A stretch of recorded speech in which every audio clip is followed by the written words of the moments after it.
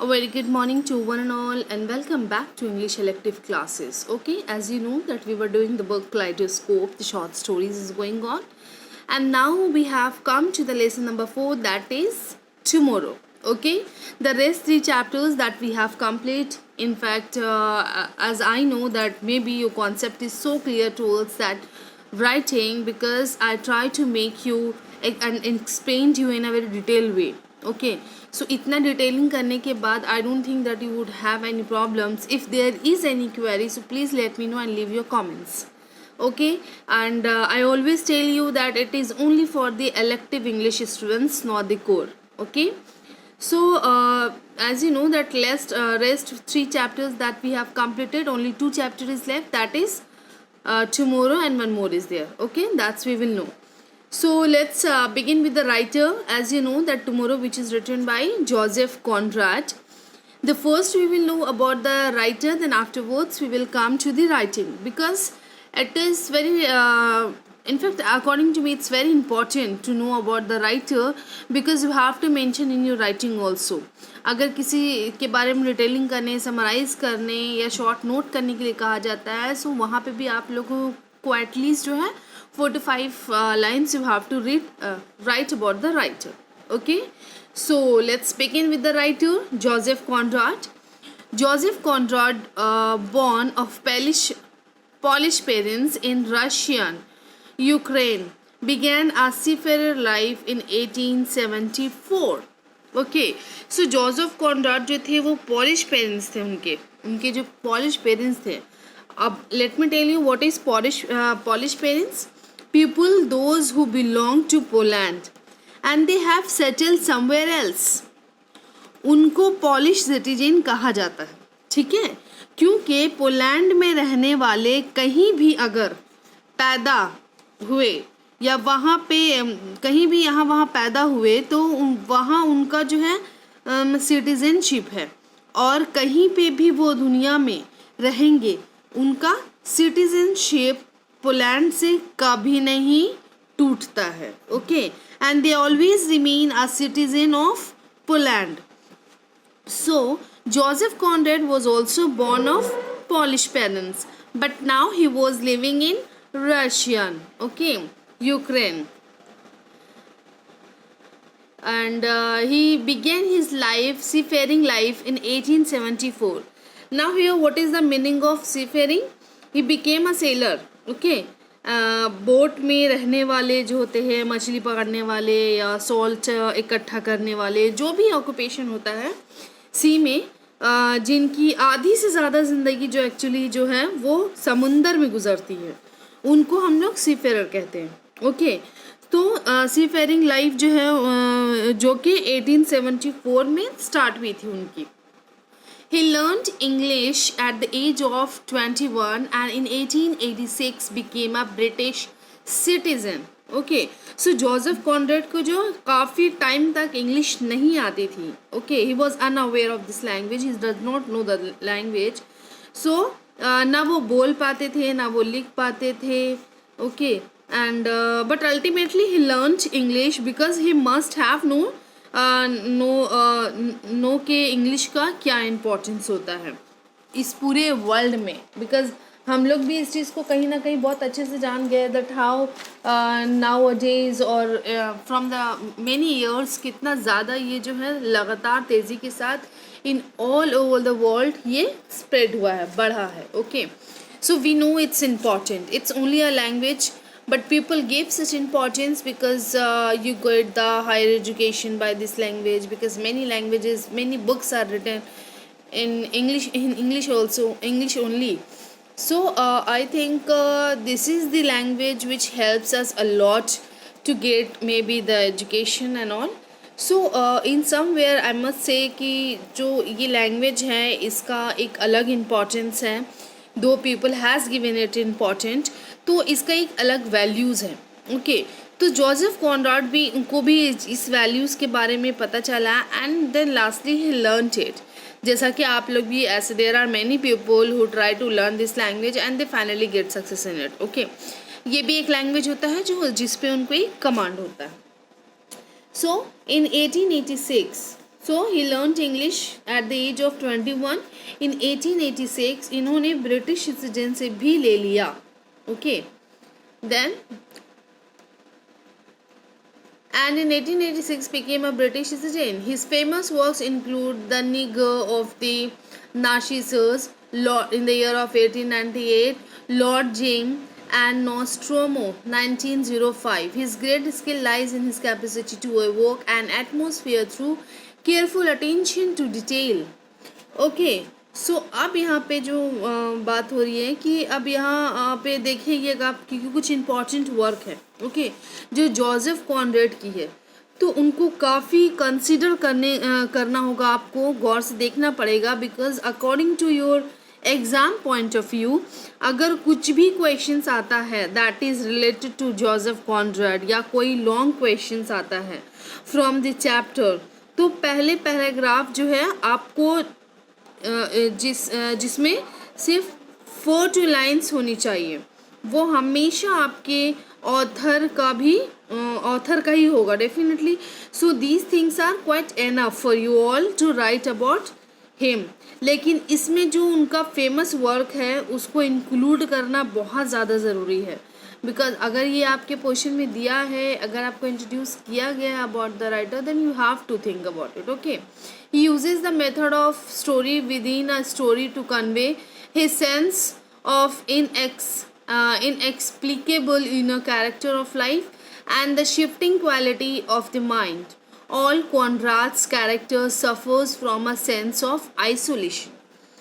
Okay, so यहाँ पे before going through this I'll tell you कि इनकी जो writings है how much important it is.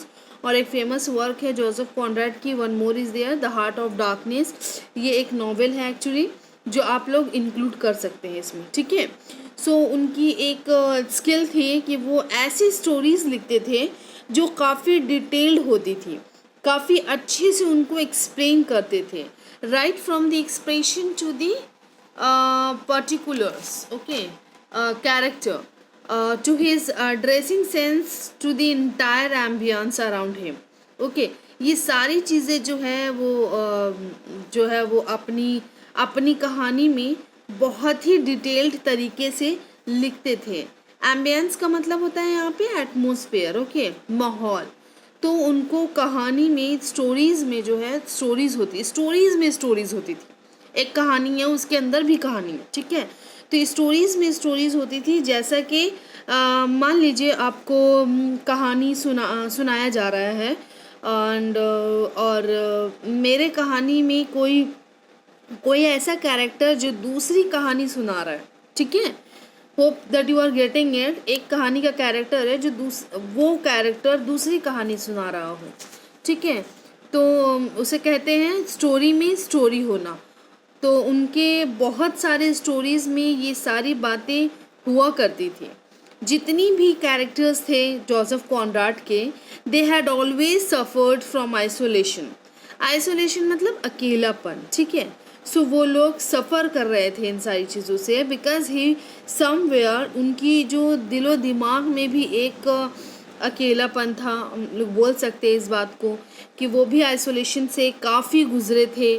C Ferrer जो होते हैं एक्चुअली बेसिकली, तो उनको काफ़ी टाइम अपनी फैमिली से दूर रहना पड़ता था, दूर गुजारना पड़ता था. तो वो लोग जो है एक ऐसे स्टेट में पहुंच जाते हैं, ऐसे लेवल में जो अकेलापन का शिकार हो जाते हैं. फाइनली उनको जो कैरेक्टर्स होते हैं उनके, तो वो भी अकेलापन का कहीं ना कहीं शिकार होते हैं. सो ये जो स्टोरीज़ है टुमारो बाय जोसेफ कॉनराड, ये स्टोरी है कैप्टन हैगबर्ट की. ठीक है, so let's begin with the story.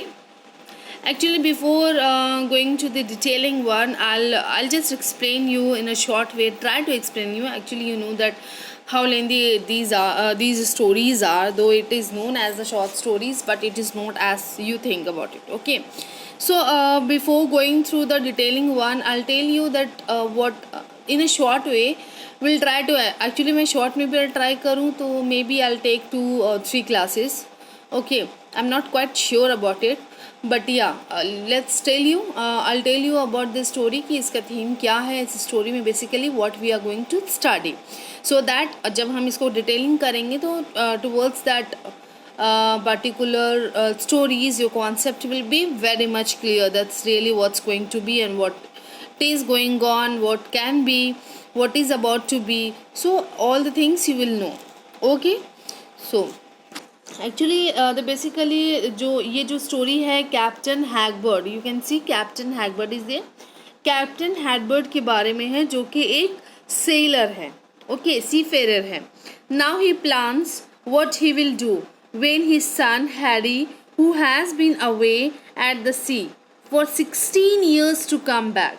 तो ये हमें पता चलता है कि स्टोरी के बिगनिंग में वो जो कैप्टन हैगबर्ड का बेटा है जिसका नाम हैरी है, okay, don't forget the characters, just clear a concept, talking about the captain Hagberd, his son is Harry, okay. तो वो कहीं हैरी जो है वो कहीं खो जाता है और उनको खोए हुए 16 years गुजर चुके हैं और कैप्टन हैगबर्ड की जो वाइफ है उसकी भी डेथ हो गई है। उनकी वाइफ के डेथ होने के साथ ही उनका बेटा जो है वो अपने घर से भाग गया था छोटे में, ओके। तो एक्चुअली कैप्टन हैगबर्ड जो है वो दूसरी जगह में रहते थे और वो प्लेस है कोलेस्टर, ओके। तो और उनका बेटा जब उसका बेटा जब भाग गया था, वो अपने बेटे को काफ़ी तलाश करने की उसने कोशिश की, जहाँ वहाँ घूमने लगे। एक दिन अचानक उनको एक लेटर आता है, okay, that is called hoax letter, मतलब एक फेक लेटर, एक धोखा वाला लेटर, ठीक है। तो एक फेक लेटर आता है उनको जिसमें लेटर में लिखा हुआ होता है, उसमें कहते हैं कि उसने उसके बेटे को कोलब्रोक नाम के जगह में देखा है और वहाँ पे वो किसी लड़की के साथ घूम रहा था, ओके। उस लेटर में लिखा है ये सारी बातें और ये भी कहा गया है कि अगर आप चाहते हैं कि आप अपने बेटे से मिले तो इमीडिएटली कोलब्रोक आ जाए, ओके। सो कोलब्रोक जो है वो लंदन में है एक्चुअली और कोलेस्टर जो है यूके में है। और जब उनको हॉक्स लेटर मिलता है कि किसी ने उसके बेटे को कोलब्रोक में देखा है और आप जल्द से जल्द वहाँ पहुँच जाएं, यहाँ आ जाए और वहाँ पे आप अपने बेटे को देख लीजिए। नाउ कैप्टन हैगबर्ड क्या करते हैं, जितनी भी प्रॉपर्टी उनकी थी कोलेस्ट्रॉल में, ठीक है, कोलेस्ट्रॉल में जितनी भी उनकी बेसिकली प्रॉपर्टी थी वो सब क्या करते हैं, उन सारी प्रॉपर्टीज़ को वो बेच देते हैं, okay. Sorry.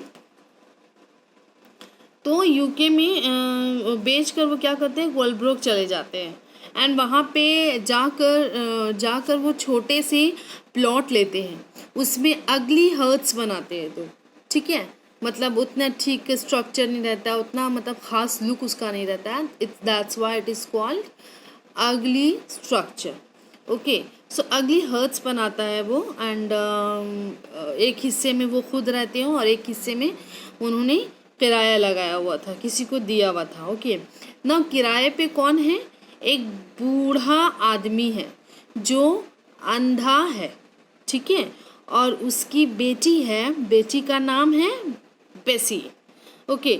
One more character is there, Bessie. So बेसी का भी यहाँ पे बहुत इम्पॉर्टेंट रोल है, बहुत ही इम्पॉर्टेंट कैरेक्टर है इन दी होल स्टोरी। तो अब जबकि वो वहाँ पे आ जाता है तो अपने बेटे को ढूंढने लगता है डेफिनेटली। तो हर इंसान से वो जाकर पूछता है कि तुमने कहीं मेरे बेटे को देखा है, तुमने कहीं मेरे बेटे को देखा है, ओके। और यहाँ वहाँ पे ध्यान से खोजने लगता है कि ये लोग पूछते हैं, तो बेसिकली लोग पूछते हैं उनसे ना कि तुम्हारा बेटा जो है कैसा दिखता है। तो ही वॉज अननोन। यहाँ पे जो है उसकी बॉडी स्ट्रक्चर के बारे में वो बिल्कुल नहीं बताता है क्योंकि वो 16 साल के बाद अपने बेटे को खोज रहा है। सो डेफिनेटली वो उनको अब उसके क्वालिटीज़ के बारे में बताता है कि मेरा बेटा ऐसा था, बिकॉज फिजिकली और स्ट्रक्चर वाइज उसको खुद नहीं मालूम था कि that after 16 years how he looks, okay. So after 16 year वो उसको उसके डिस्क्रिप्शन दे रहा है उसकी फादर, तो वो 16 साल पहले वाला डिस्क्रिप्शन देते हैं। ओके, यहाँ पे वो फिजिकल स्ट्रक्चर्स का डिस्क्रिप्शन नहीं दे रहा है, यहाँ पे इंडीड ही उसका जो डिस्क्रिप्शन दे रहा है वो मेरा बेटा कैसा था, that he was very intelligent, he was very knowledgeable and so on so on. Okay, so इस तरीके का डिस्क्रिप्शन ही वॉज गिविंग। तो लोगों को ऑब्वियसली समझ भी नहीं आ रहा था, समझ नहीं आ रहा था कि काफ़ी टाइम खोजने के बाद भी वो खुद भी परेशान हो जाता है। फाइनली लोग भी बहुत अल्टीमेटली लोग उसको समझने लगते हैं, यूजुअल तरीके से फिर उसको लेने लगते हैं, उसको एक्सेप्ट कर लेते हैं जैसा वो है, एंड लास्ट में उस पे तरस खाने लगते हैं कि ये बेचारा काफ़ी दिन से यहाँ है, कि ये बेचारा यहाँ पे है, अपनी बेटे को खोजने आया है और किसी ने इसको धोखा से यहाँ पे बुला लिया है, क्योंकि उसके पास उतना प्रूफ नहीं है और इसलिए ये यहाँ वहाँ परेशान हो रहा है। अच्छा, अब ये सॉरी, अब यहाँ पे ये इसको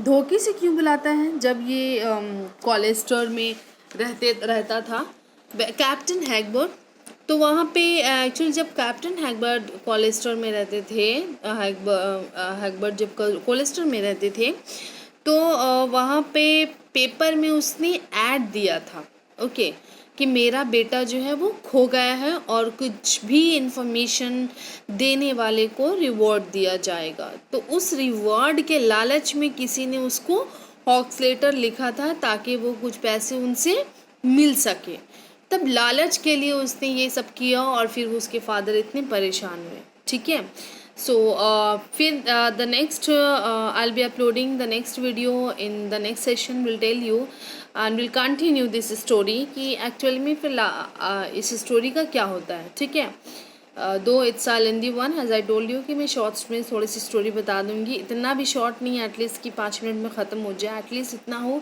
कि जब मैं इसको लाइन बाय लाइन रीड करके आपको बताने की कोशिश करूँ तो आप इसको अच्छे से समझ जाए।